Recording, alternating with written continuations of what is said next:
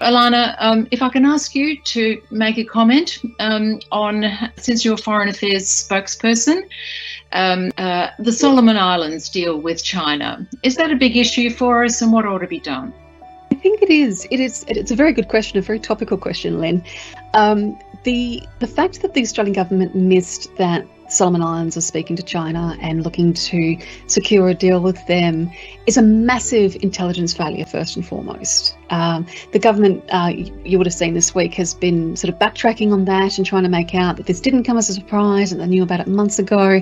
But that only highlights the fact that it runs counter to their increasingly sort of heavy drum beating about the threat of China and the issue of security in our region, and the fact that a small sovereign nation like the Solomon Islands felt the need to look elsewhere for support and investment and a regional agreement says a lot about the way, the high-handedness and the way Australia has treated its Pacific neighbours. I mean, we pay lip service to the threat of climate change and, emissions reduction goals by 2050, while at the same time doing everything in our power to ramp up the export of fossil fuels.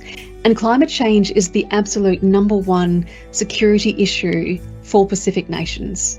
And so on the global stage, we've been basically saying to our neighbours that we don't care about their futures. We don't care that their islands are facing, a catastrophic and life-threatening disaster coming their way with unmitigated climate change. I think in some ways it shouldn't be a surprise that China has moved into that space, and that some of the Pacific Islands feel that China might be a better partner for them to deal with, because we've not really been a good global citizen in that respect. And if I were to be elected and represent the Australian Democrats in the Senate, that's something that I'd be focusing on, helping the government and sort of fighting for Australia as a nation to pick up the slack and do its job as a good global citizen. Not just meet our commitments, but meet our responsibilities as a large nation in the Pacific, because